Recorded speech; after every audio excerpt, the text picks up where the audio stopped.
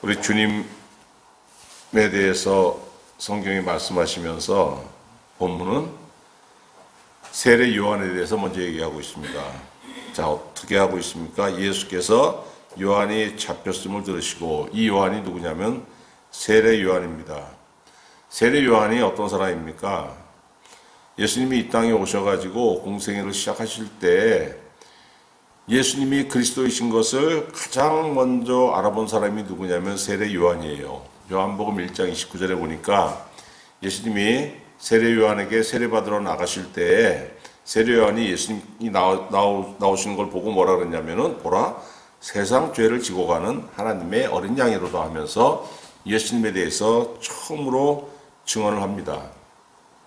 세례 요한이 요단강에서 세례를 베풀 때 사람들이 세례 요한이 메시아, 그리스도인 줄 알고 엄청나게 많은 사람들이 세례 요한에게 나왔습니다. 그런데 세례 요한이 바로 예수님을 보고 세상 죄를 지고 가는 하나님의 어린 양이로다, 내가 그리스도가 아니고 바로 저분이 그리스도라고 증언을 한 거예요. 그리고 마태복음 3장 3절에 예수님이 어떤 사역을 하실지에 대해서 그 사람들에게 소개를 하고 있는데, 광야에 외치는 자의 소리가 있어 이르되 너희는 주의 길을, 그 세례 요한의 사역의 본질이 뭐냐면은 그 주님의 길을 예비하는 거예요. 주님의 길을 예비하는 거. 그럼 왜 주님의 길을 왜 예비해야 되느냐? 주님 바로 오셔가지고 사역하면 되는 거 아니냐? 이렇게 사람들이 생각할 수 있는데, 여러분, 그 주님이 오실 당시에 이스라엘의 신앙이 어떤 상태였냐면은 본질이 아닌 것을, 신앙의 본질이 아닌 것을 본질처럼 그냥 막 중요하게 여겼기 때문에, 그러니까 은혜, 하나님의 은혜가 중요한데, 은혜 받고 하나님의 생명을 내 안에 간직하는 것이 중요한데, 당시에 그 종교 지도자들은 하나님의 은혜를 얘기한 게 아니고 뭘 얘기했냐면은 장로들의 전통, 장로들의 유전이라고 하는 그 변형된 율법을 강요했단 말이에요. 그 생명이 뭐가 있겠습니까? 신앙이 완전히 왜곡되어 놓으니까 잘못된 신앙을 가지면 여러분 어떻게 돼요? 우리도 지금도 여러분 체험하지 않습니까? 신앙의 본질에 벗어나가지고 엉뚱한 짓을 하면 어떻게 됩니까? 바로 이 마음속에 답답함이 오고, 이 답답함이 오면 해결이 돼야 되는데 해결하지 않고 그냥 이걸 가지고 있으면 어떻게 됩니까? 마음이 돌처럼 굳어져요. 신앙인이라는 이름을 가지고 있는데 신앙의 은혜가 없는 사람. 그 시대에, 지금도 그런데 그 시대에 얼마나 사람들의 마음이 왜곡되어 있겠어요. 그러니까 돌처럼 딱딱하게 굳어져 있었는데 세례 요한이 와가지고 뭐라고, 그 마태복음 3장 11절에 보니까 뭐라고 외치고 있냐면은 예수님에 대해 소개하는 겁니다. 나는 너희를 회개하게 하기 위하여 물로 세례를 베풀거니와 내 뒤에 오시는 이는 나보다 능력이 많으시니 나는 그의 신을 들기도 감당하지 못하겠노라. 그는 성령과 불로 너희에게 세례를 베푸실 것이요 손에 키를 들고 자기의 타작마당을 정하게 하사 알곡은 모아 곳간에 들이고 쭉정이는 꺼지지 않는 불에 태우시리라. 이렇게 얘기하고 있습니다. 이게 무슨 뜻이냐면요, 나는 그리스도를 소개하는 역할이고 내가 그분을 소개하고 나면 그 뒤에, 내 뒤에 그리스도께서 오실 텐데 그분은 너희에게 불과 성령으로 세례를 베푸실 것이요, 그 다음에 뭐라고 했습니까? 알곡은 모아 곳간에 들이고 쭉정이는 꺼지지 않는 불에 태우시리라. 심판하실 거야. 이렇게 소개를 한 거예요. 그리고 나서 또 뭐라 그랬냐면은 예수께서 그 본격적으로 등장하니까 나는 이제 퇴장해야 되겠다 이렇게 얘기하고 있습니다. 요한복음 3장 30절, 그는 흥하여야 하겠고 나는 쇠하여야 하리라 이렇게 얘기하고 있어요. 내가 소개한 주인공이 이 땅에 오셨기 때문에 내 역할은 끝났어 하고 겸손하게 이 땅에서 퇴장할 것을 자기가 얘기하고 있는 겁니다. 그럼 실제로 세례 요한은 어떻게 퇴장했냐면은 그 헤로드 왕이 불륜을 저질렀는데, 어떤 불륜을 저질렀냐면은 자기 동생의 아내, 제수씨죠. 제수씨를 빼앗아서 자기 아내로 삼았습니다. 그랬더니 그걸 책망을 했어요. 지금으로 말하면 정권 비판을 한 겁니다. 그 민주국가에서는 정권 비판을 마음대로 해도 되지만 독재국가에서 정권을 비판하면 어떻게 됩니까? 감옥에 갇히잖아요. 그 세례 요한이 감옥에 갇혔어요. 그리고 거기서 나오지 못하고 거기서 죽게 됩니다. 이스라엘이 신앙이 타락해가지고 그러니까 사람들이 의지할 곳이 없었습니다. 의지할 곳이 없으니까 신앙이 제대로 서야지만 사람들이 그 신앙에 의지를 하죠. 신앙에 의지한다는 게 누구를 의지하는 겁니까? 하나님을 의지하고 예수 그리스도를 의지하고. 근데 신앙이 타락하고 왜곡되니까 어떻게 돼요? 하나님에 대해 제대로 알지를 못하죠. 내가 의지할 수 있는 하나님, 나의 산성이신 하나님, 나의 피난 처해나 반석이신 하나님, 이 믿음이 들어와야 되는데 신앙이 왜곡되면 어떻게 됩니까? 벌 주시는 하나님, 율법을 주시는 하나님, 잘못을 보고 콕 집어내시는 하나님, 잘못하면 지옥에 보내시는 하나님, 이것만 강조하니까 어떻게 돼요? 사람들이 의지할 곳이 없어지는 겁니다. 그 요한이 그때 뭐라고 선포했습니까? 아니야, 이건 잘못된 거야. 내 뒤에 그리스도께서 오시는데 그가 오시면은 너에게 은혜의 세례를 베푸시고 성령 세례를 베푸시고 심판하실 거야. 그러니까 어떻게 돼요? 사람들이 그냥 요한에게 쫙 의지할 곳이 없는 사람들이 엄청나게 몰려들었습니다. 그래서 물 세례를 주니까 세례를 받았어요. 근데 여러분 이게 뭐가 문제가 되냐면은 세례 요한은 비주류였어요. 비주류. 주류가 아니란 말입니다. 갑자기 어디서 그냥 선지자라고 해가지고 갑자기 나타나가지고 막 심판이 있다 막 그냥 회개하라 외치니까 사람들이 의지할 곳이 없으니까 갑자기 막 몰려들었어요. 어떻게 됩니까? 그러니까 주류들이 기득권층이 감시하는 거예요. 어휴, 저거 그냥 놔두면 안 되겠는데 큰일 나겠는데 해가지고 막 감시하는 거예요. 그러다 어떻게 됩니까? 세례 요한이 왕을 비판해가지고 감옥에 갇혔잖아요. 다시 못 나왔죠. 세례 요한을 감시하던 그 눈길이 어디로 갑니까? 세례 요한이라는 자가 거꾸러지니까 누가 나타났어? 예수란 젊은이가 나타나가지고 어휴, 저건 세례 요한보다 더하네? 더 많이 몰리네? 그래서 여러분 오늘 본문 어떻게 시작해요? 12절에 12절 어떻게 시작합니까? 예수께서 요한이 잡혔음을 들으시고 갈릴리로 물러가셨다가 왜 물러가셨습니까?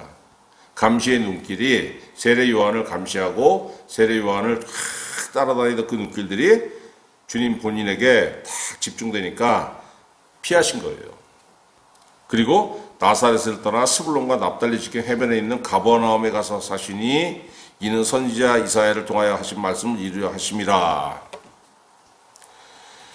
그냥 도망간 것 같은데 도망간 게 아니고 이 또한 이미 800년 전에 이사야 선지자가 예언한 대로 이사야 9장 1절에서 2절의 그 말씀을 이 13절, 14절, 15절이 지금 이게 인용한 거예요. 선지자가 이미 800년 전에 예언한 것을 예수님이 이루시기 위해서 가버나움으로 물러가신 거야. 그렇게 지금 마태가 소개하고 있는 거예요. 자, 여러분 보세요. 15절에 뭐라고 했습니까? 스불론 땅과 납달리 땅과 요단강 저편 해변길과 그 다음에 뭐라고 했어요?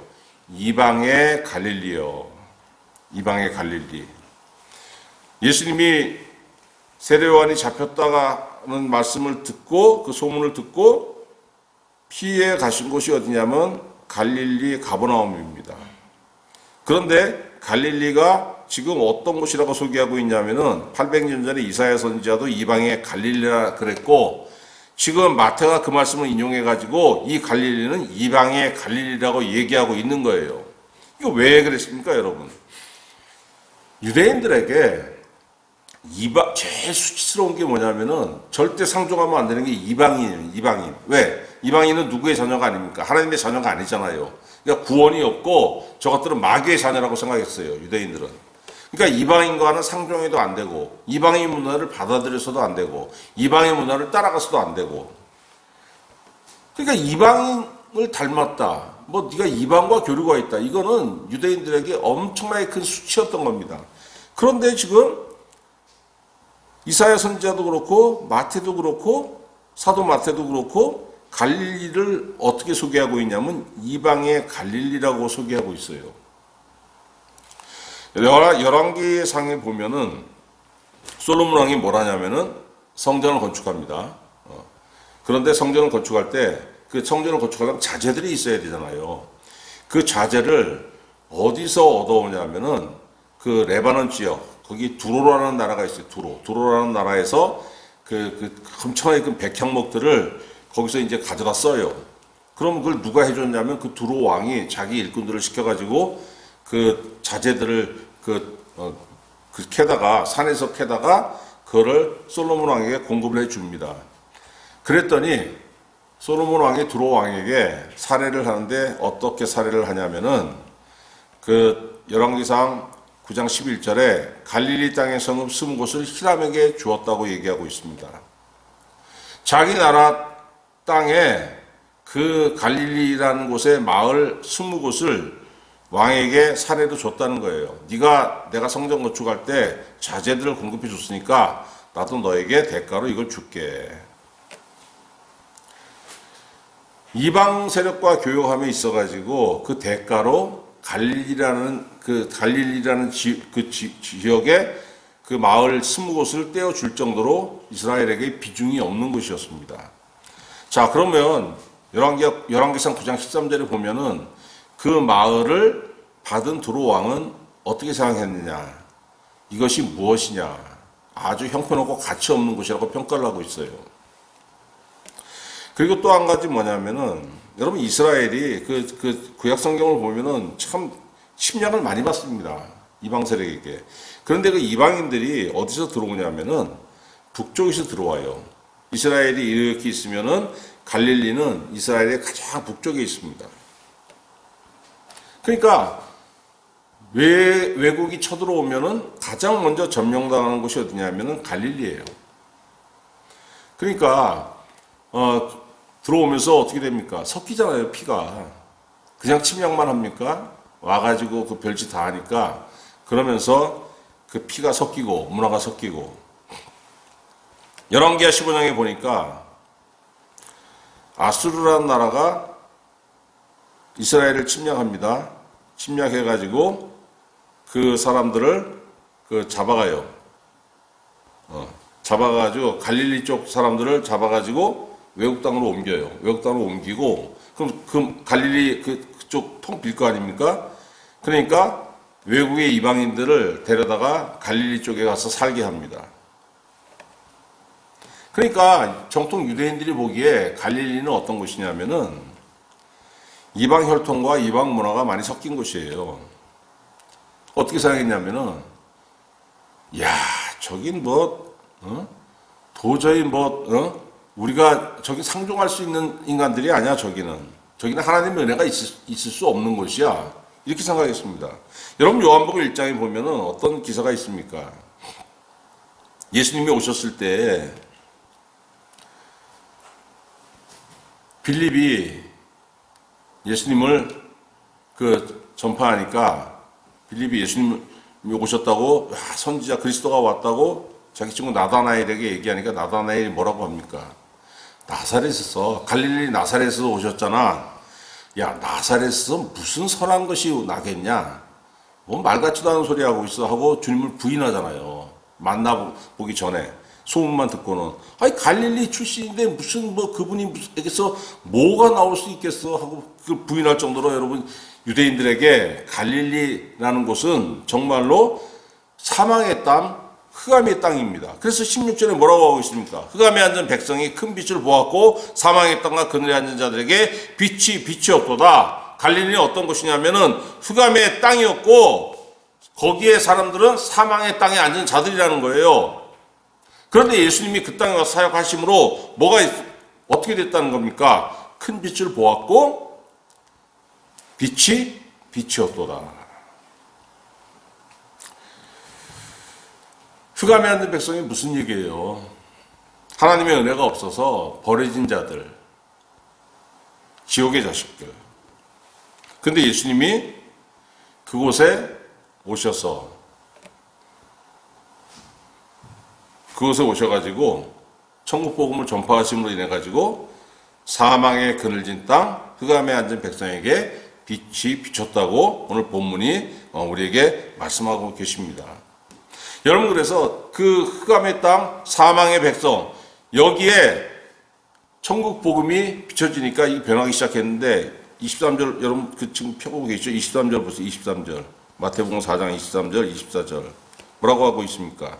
예수께서 온 갈릴리에 두루 다니사 그들의 회당에서 가르치시며 천국 복음을 전파하시며 백성 중에 모든 병과 모든 약한 것을 고치시니 그의 소문이 온 수자에 퍼진지라 사람들이 모든 앓는 자 곧 각종 병에 걸려서 고통당하는 자 귀신 들린 자 간질하는 자 중풍병자들을 데려오니 그들을 고치시더라. 은혜가 없어서 버려진 곳에 주님의 복음이 전파되고 예수님이 사역하시니까 어떻게 됐습니까? 하나님의 은혜가 차고 넘치는 곳이 되었다는 거예요. 내 마음속에 뭐가 있어요? 절망이 있고 안 된다고 하는 부정적인 마음이 있고 여기에 복음이 들어가면 어떻게 되겠습니까? 하나님의 은혜가 들어가면은 우리 구주 예수 그리스도의 은혜가 들어가면 어떻게 됐어요? 빛이 들어가는 거잖아요. 빛이 여러분. 자 그러면 갈릴리를 은혜가 없는 곳이라고 그렇게 딱 낙이 찍은 곳이 어디입니까? 예루살렘이죠. 예루살렘. 예루살렘은 여러분 하나님의 은혜가 넘치는 곳이었습니까? 누가복음 2장 7절에 뭐라고 하고 있냐면은 예수님의 어머니 마리아가 그 만삭이 돼가지고 베들레헴에 호적하러 갔잖아요. 베들레헴은 그 예루살렘 바로 옆입니다. 거기 호적하러 갔는데 방을 내주지 않았어요. 여관 주인이. 다 찼다는 이유로. 그래가지고 해산을 해서 아기 예수를 어디다 눕혔습니까? 말구유에 눕혔잖아요. 말먹이통에. 아무리 방이 없어도 어떤 임산부가 지금 해산한다 그러면은 방 안 내주겠습니까? 그럼 왜 안 내줬겠어요? 그만큼 인심이 고약했다는 얘기예요. 또 마태복음 2장에 보면은 동방 박사들이 와가지고 그 헤롯 왕에게 무슨 얘기를 하냐면은 그 메시아가 나셨다는 그 소식을 전합니다. 그래서 우리가 그 별을 따라 왔고 그 별을 따라 간다고 얘기하고 있어요. 그런데 예루살렘에는 누가 있습니까? 종교 지도자들이 있죠. 서기관과 바리새인과 율법사들 엄청나게 많은 종교 지도자들이 있음에도 불구하고 그들 중에 동방 박사를 따라서 메시아 탄생한 메시아에게 경배하러 가겠다는 사람이 한 사람도 없습니다. 왜 그러겠습니까, 여러분? 성경에 구약 성경에 보면은 메시아가 나신다는 예언은 있지만은 그걸 알고 있어요. 그럼에도 불구하고 믿지 않았다는 겁니다. 에이, 뭐 이런 상황에 뭐가 나겠어? 믿지 않았으니까 아무도 따라가지 않은 거예요. 세 번째 어떤 일이 있었습니까? 예루살렘에서 동방 박사들이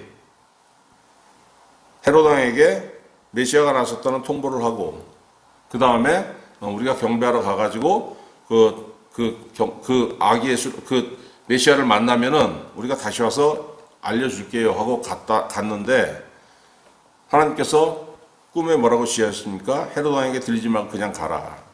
그래서 아기 예수를 경배하고 그냥 가버렸죠. 시간이 지났습니다. 아무리 지나도 동방 박사들이 오질 않아. 헤롯 왕이 어떻게 생각했냐면은 야 이거 큰일 났다. 메시아가 났으면은 내 왕권이 위협받겠는데. 여러분 헤롯 왕이 얼마나 잔인한 사람이었냐면은 자기 권력을 지키기 위해서 누구를 죽였냐면은 장모를 죽이고 아내를 죽이고 처남을 죽이고 자기 장남을 죽이고 장남의 두 아들까지 죽이고 아주 비정한 사람이었습니다. 그런데 메시아가 태어났다 그랬어요. 이거 내 권력이 위협받겠는데? 그래가지고 마태복음 2장에 보면은 무슨 영을 내립니까? 2살 이하로는 다 죽여라. 사내 아이는. 대살육이 일어나잖아요. 이곳이 어디냐면 여러분 예루살렘이에요. 유다의 종교 지도자들이 하나님의 은혜가 넘치는 곳, 하나님의 은혜는 우리에게만 있어 이렇게 자부했던 이 예루살렘이 바로 이런 곳이었습니다. 여러분 사람들이 착각하는 게 뭐냐면은 하나님 나라는 세상에 속한 것이 아닙니다. 예수님 분명히 말씀하셨죠. 붙잡혀가지고 빌라도에게 신문 받으실 때에 예수님 뭐라고 하셨냐면 요한복음 18장 36절에 내 나라는 이 세상에 속한 것이 아니니라. 만일 내 나라가 이 세상에 속한 것이었더라면 내 종들이 싸워 나로 유대인들에게 넘겨지지 않게 하였으리라. 이제 내 나라는 여기에 속한 것이 아니니라. 이렇게 말씀하고 계세요. 주님의 나라는 어디에 속했습니까? 하늘에 속했죠. 그런데 여러분 착각하는 게 뭐냐면은 지금도 특히 이 선거철만 되면은 엄청나게 많은 목회자들이 어느 정당의 편을 들어서 물론 개인적으로 뭐 나는 이 당, 나는 저 당, 나는 저 사람 또 투표할 권리는 다 있어요. 혼자 하면 되는 겁니다. 그런데 이 당이 어느 당을 지지하는 것이 그냥 하나님의 진리인 것처럼 막 목회하는 사람들이 선동을 해요. 이런 거 착각입니다. 왜 착각이냐면은 뭘 착각하는 거냐면은 하나님 나라가 하나님의 진리가 이 땅에서 실현될 거라고 착각하기 때문에 그런 일을 하는 거예요. 근데 여러분 정말 착각인 게 뭐냐면은 유대인들이 하나님의 은혜가 예루살렘에만 있어 이렇게 자부했는데도 불구하고 예루살렘은 누굴 죽였습니까? 하나님의 아들 예수 그리스도를 죽였어요. 하나님의 은혜가 이 땅에 있다고 얘기했는데 바로 그 땅에서 누가 죽었냐면 하나님의 아들이 죽었어요. 핍박받고. 뭘 뜻하는 겁니까? 여러분 우리에게 구원의 은혜가 없으면은 내가 어디에 있든지 간에 갈릴리에 있든지 예루살렘에 있든지 간에 그곳은 뭐 어디냐면은 전부 사망의 그늘 진 땅이고 흑암에 앉은 백성이라는 거예요. 예수 없는 인생들 모든 사람에게 다 동일하지 않습니까? 에베소 2장 3절 사도 바울이 에베소 교인들에게 뭐라고 하고 있습니까? 네가 예수 믿어서 지금 구원 안에 들어왔지만은 예수 믿기 전에는 어떤 사람이었느냐? 육체의 욕심을 따라 지내며 육체와 마음에 원하는 것을 하여 다른 이들과 같이 본질상 진노의 자녀였다. 이렇게 얘기하고 있습니다. 여러분이나 저나 마찬가지 아닙니까? 예수 믿기 전에?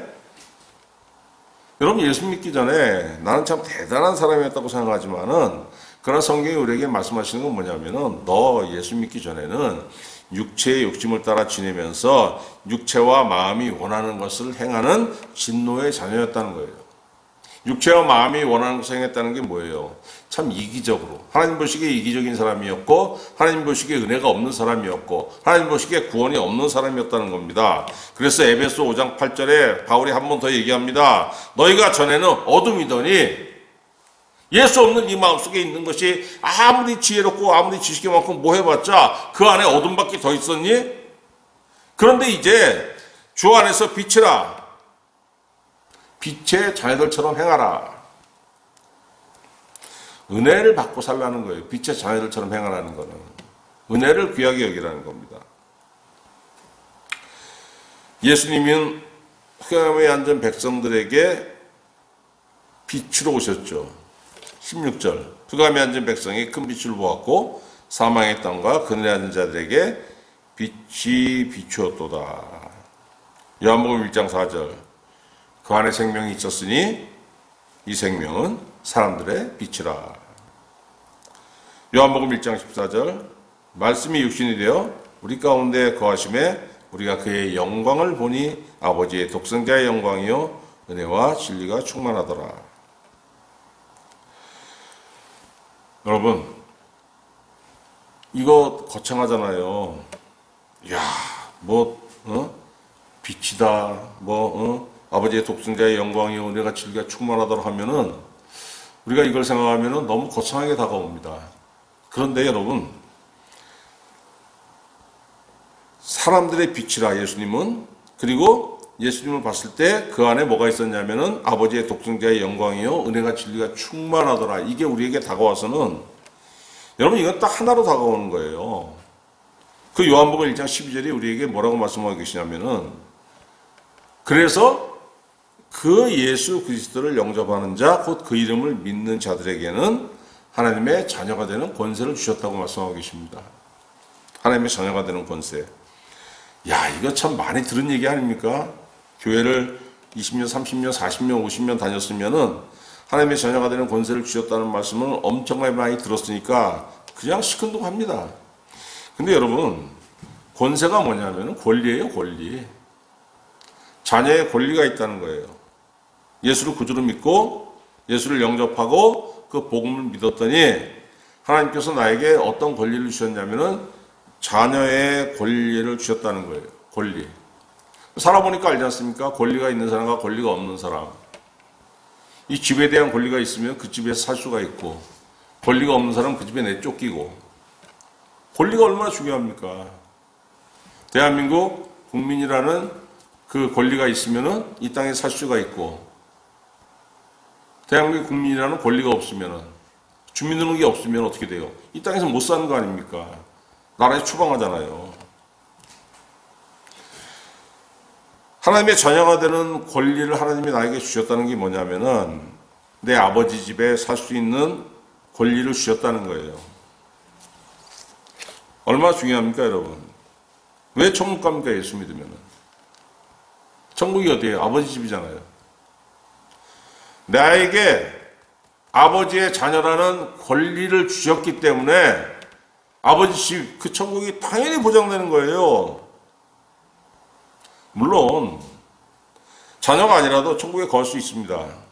뭐 우리 집에 손님이 올 수도 있고, 아니면 뭐 누굴 불러서 좀 이렇게 일을 시킬 수가 있고, 야 우리 집에 와서 일 좀 해.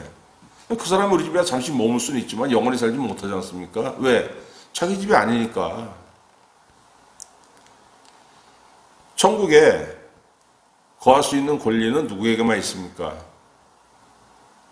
하나님 아버지의 자녀의 권리를 지닌 자들. 그 사람 누구예요?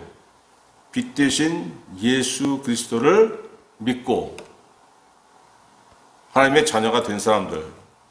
당연히 천국이 보장되는 것이고, 그 이외의 사람들은 여러분 천국이 없는 거예요. 그러면은 천국의 권리를 가진 자들은 이 땅에 살면서 혜택이 뭐냐? 첫 번째 혜택이 뭐냐면은 이게 가장 큰 혜택입니다. 기도할 수 있어요. 시시하죠. 에이 뭐, 아니 누구는 기도 못합니까? 그 기도는 맘만 먹으면 다 하는 거 아니에요. 자, 여러분 한번 제가 물어볼게요.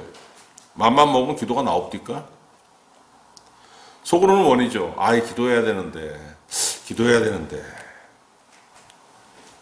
이 마음은 가지는데, 이 마음에 내가 기도해야 되는데 100만큼 가지고 있으면 100만큼 기도가 돼요? 100이라는 마음을 가지고 있으면은 기껏해야 15 아니면 10만큼 기도하는 거예요, 사람이. 이게 하나님의 자녀라는 사람도 그렇습니다. 그런데 하나님의 자녀가 아니면은 기도 못합니다. 하나님의 자녀가 아닌 사람은 기도할 생각도 하지도 않고 기도할 수도 없어요. 기도하고 싶은데 해도 기도할 수가 없는 겁니다. 기도의 유익이 뭡니까? 요한복음 15장 7절 예수님이 뭐라고 했어요? 너희가 내 안에 거하고 내만이 너희 안에 거하면 무엇이든지 원하는 대로 구하라. 그리하면 이루리라. 너희가 내 안에 거하고, 믿었으니까 주님 안에 거하는 거죠. 내만이 너희 안에 거하면은, 복음의 말씀이 내 심령에 있으면은 무엇이든지 원하는 대로 구하라. 기도해봐.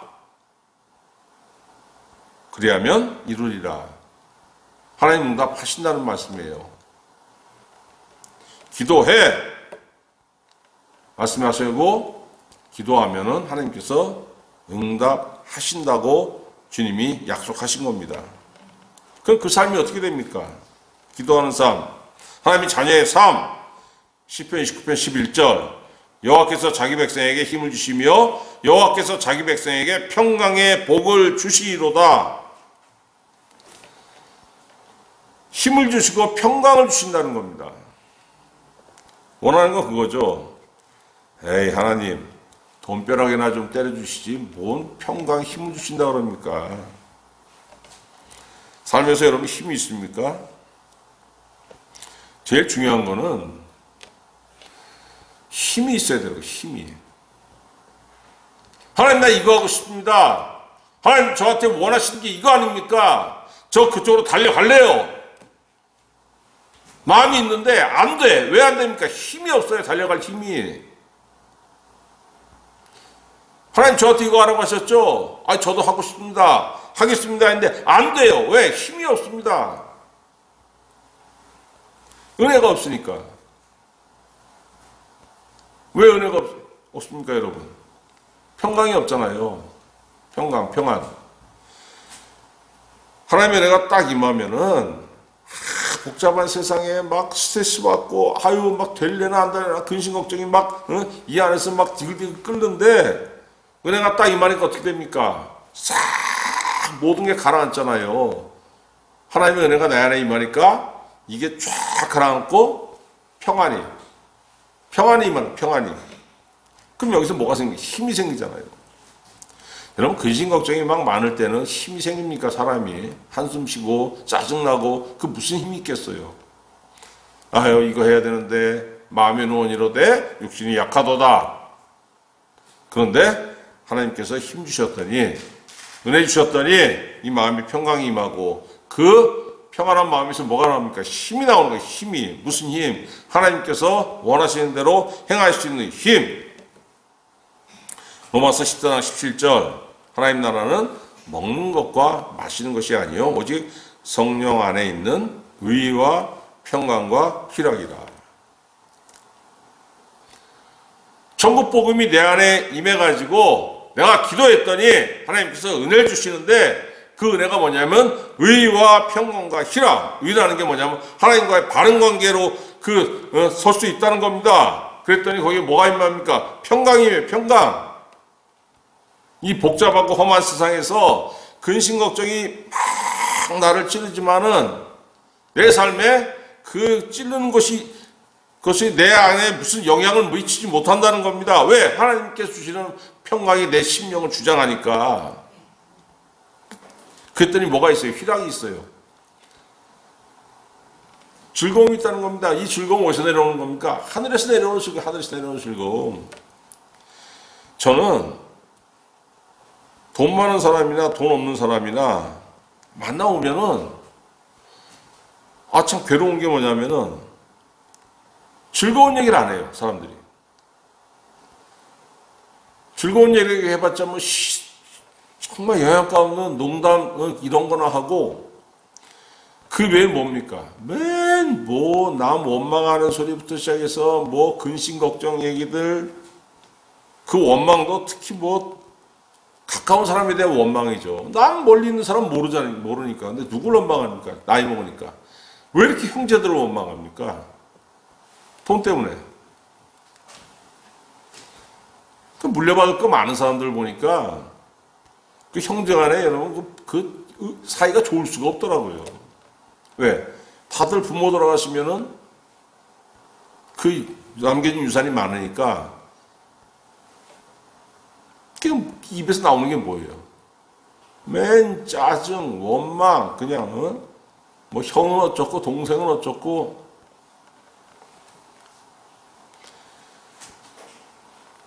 그런데 기도했더니 은혜 받았더니 빛 대신 예수로 말미암은 은혜가 내 안에 있었더니 내 심령 속에 뭐가 있습니까? 성령 안에 있는 의와 평강과 희락이 있더라는 거예요. 세상이 누릴 수 없는 즐거움, 세상이 누릴 수 없는, 세상이 나에게 줄 수 없는 평안이 있고 그 평안으로 말미암아서 하늘에서만 맛볼 수 있는 즐거움이 내 심령 속에 있더라는 겁니다. 여러분, 잘 살고 풍요롭게 사는 거 중요하죠. 가난하면 얼마나 힘듭니까? 근데 더 중요한 건 뭐냐면은 빛 대신 예수를 믿는 믿음이에요. 그런 얘기 들으면 식상하죠. 아니, 내가 믿은 지가 얼마인데 아직까지 그런 얘기 하십니까? 왜 이런 얘기를 계속 반복할 수밖에 없냐면은 여러분이나 저나 믿는다고 하는 그 이름은 오래전부터 가지고 있었지만은 이 안에 아직도 뭐가 있어요? 아직도 어두움이 있어요. 왜? 가끔 한숨 나오고 가끔 근심되고 그러지 않습니까? 그러니까 이 어두움이 강하면 강할수록 겉은 번지르르 해도 속은 어떻습니까? 힘도 없고 평안도 없고 즐거움이 없는 삶이죠. 짜증만 나고 원망만 나오고. 근데 여러분 오늘 본문 말씀 뭐라고 하고 계십니까? 야, 정말로 짜증나고 정말로 힘들고 정말로 어려웠던 사람들이 누군 줄 아니? 그 다음에 완전 갈릴리 백성들이었어. 소망도 없는 사람들이야. 멸시만 받은 사람들이야. 근데 여기 예수님 오셨어. 뭐라고 하고 있습니까? 16절에 큰 빛을 보았고 빛이 비추었도다. 이 빛이 여러분 우리에게 들어온 거예요. 그죠? 그래서 여러분 우리가 하나님의 자녀가 된 거 아닙니까? 그래서 간간히 기도하고 어려울 때 주님 바라보고 불러보기도 하고. 그럼에도 불구하고 아직 여러분과 제 마음속에 뭐가 있습니까? 슬픔이 있고 고통이 있고 병든 것도 있고 약한 것도 있고. 근데 여러분 우리 소망이 뭐예요? 하나님, 저 아직 살아있지 않습니까? 저 아직 죽으려면 10년, 20년, 30년 시간이 남아있지 않습니까? 이 남은 시간 동안에 온전한 고침이 임하게 하옵소서. 온전한 은혜가 임하면 좋겠나이다. 23절 여러분 24절 같이 읽어봅시다. 23절 24절 마태복음 4장 23절 24절 시작. 예수께서 온 갈릴리에 도로 다니사 그들의 회당에서 가르치시며 천국 복음을 전파하시며 백성 중에 모든 병과 모든 약한 것을 고치시니 그의 소문이 온 수리아에 퍼진지라. 사람들이 모든 앓는 자 곧 각종 병에 걸려서 고통당하는 자, 귀신 들린 자, 간질하는 자, 중풍병자들을 데려오니 그들을 고치시더라. 아멘. 여러분 우린 은혜 받고 구원 받고 믿음 안에 선 사람들이지만은 아직 우리가 온전하지 못합니다. 그래서 우리 안엔 아직도 어둠이 있고 아직도 절망이 있고 슬픔이 있고 약한 것이 있고. 그런데 우리 아직 안 죽었잖아요. 살 날이 아직 좀 남았잖아요. 그 기간 동안에 23절 예수님이 모든 병과 모든 약한 것을 고치시는 그 은혜가 여러분과 저의 삶에 가득하시기를 우리 구주 예수 그리스도의 이름으로 축원합니다. 기도하겠습니다.